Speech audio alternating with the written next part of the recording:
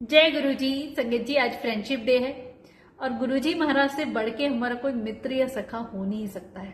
तो क्या आप जानना चाहेंगे कि कैसे हम गुरुजी महाराज के मित्र बन सकते हैं? और आज की वीडियो में हम भगवान महाशिव के चौथे ज्योतिर्लिंग ओमकारेश्वर की कथा भी सुनेंगे संगत जी।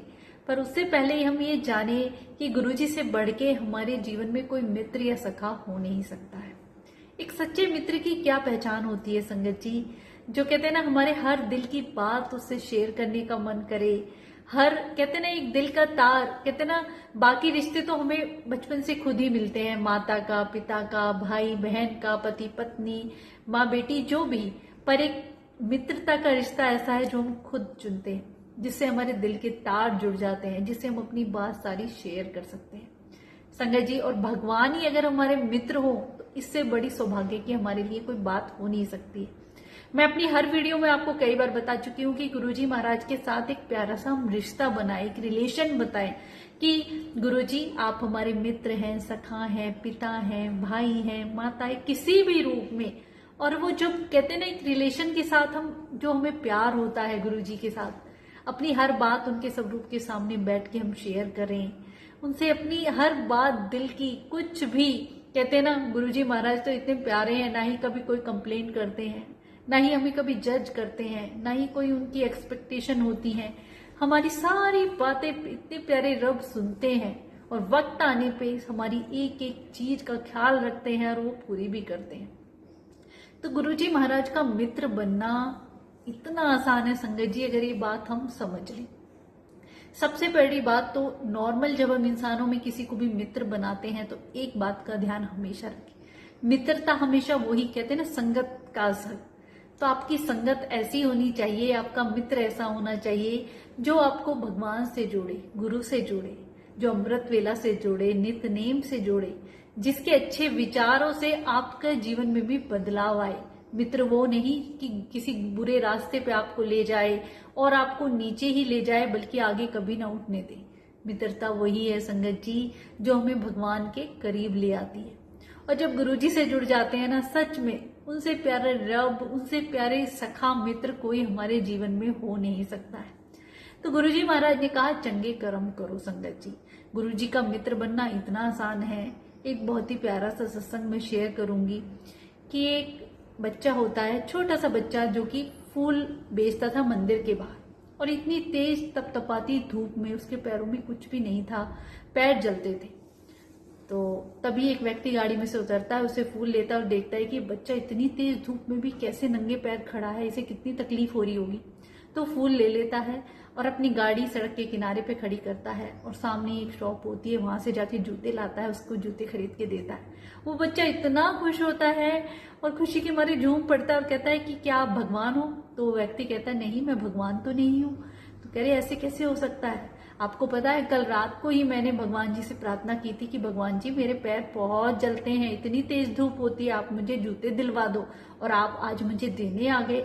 अच्छा, आप भगवान नहीं है तो पक्का भगवान के मित्र होंगे। तो वो व्यक्ति इतना खुश होता है कि भगवान का मित्र बनना कोई मुश्किल नहीं है।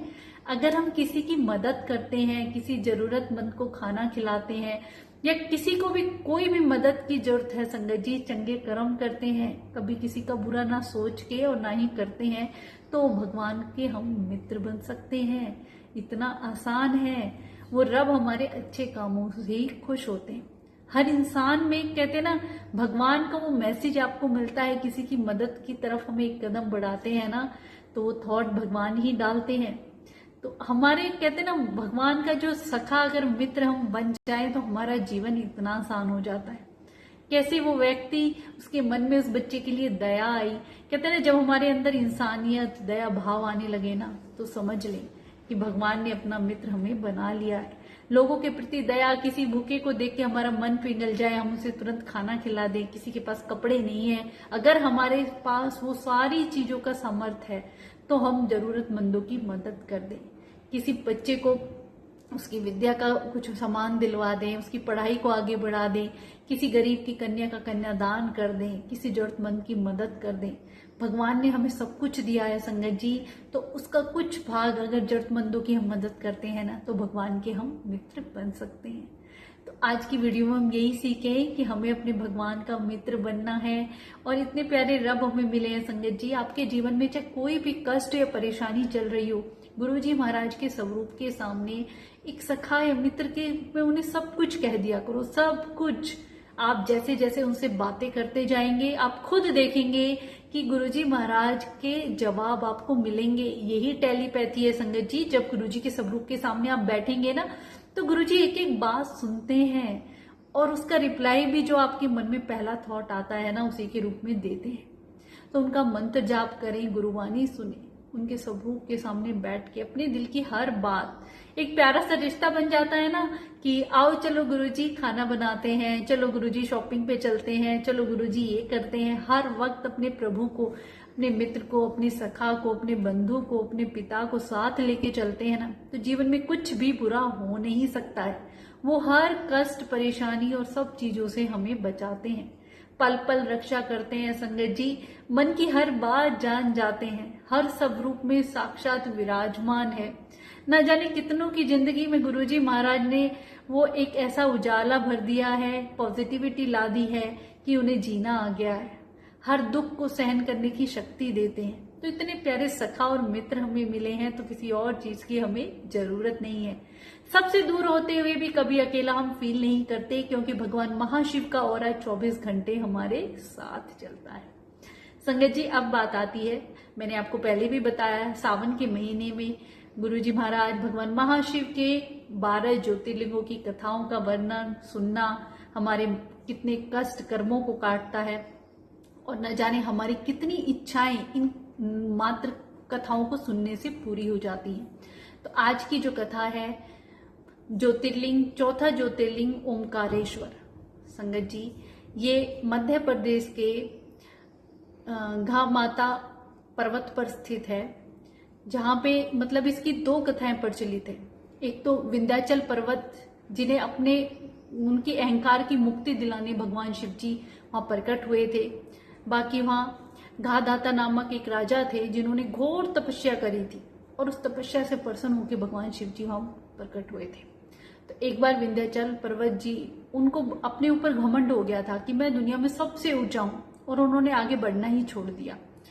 तो फिर उन्होंने 6 महीने शिव जी भगवान की इतनी तपस्या करी।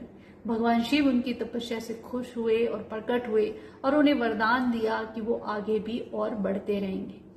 तब उन्हें उनके अहंकार से मुक्ति दिलाई, और सब वहां पे जितने भी ऋषि मुनि या जितने भी नगर जो भी थे पर्वत पे स्थित, सब ने भगवान शिव से प्रार्थना करी कि आप यहीं पे विराजमान हो। तो भगवान शिव वहां ओमकारेश्वर ज्योतिर्लिंग के नाम से विद्यमान है, जिनकी कथाएं इतनी प्रचलित है संगत जी। ज्योतिर्लिंग के दर्शन मात्र से ही ना जाने हमारे, कहते ना, ये जितने भी हम तीर्थों पे जाते हैं ना, ये भी हमारे कर्मों में लिखा जाता है।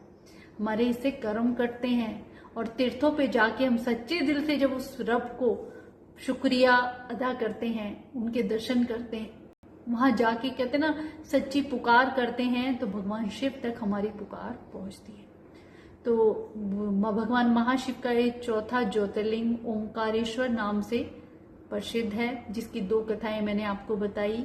घामाता राजा ने जो घोर तपस्या करी थी, इस पर्वत पर शिव जी भगवान प्रकट हुए, और विंध्याचल पर्वत के अहंकार की मुक्ति के लिए उन्होंने वहां पे अपने दर्शन दिए, और आज भी वहां पे एक ज्योतिर्लिंग के रूप में विद्यमान है।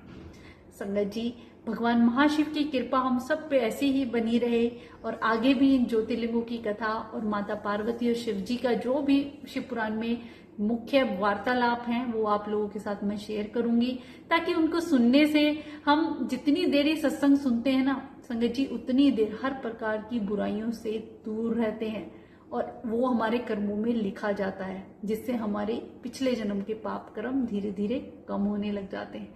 तो हमें अपने कर्म कटवाने हैं, तो हम गुरुजी महाराज के सत्संग सुनते रहें, और उनका आशीर्वाद हमारे ऊपर बना रहे। शुक्राना गुरुजी।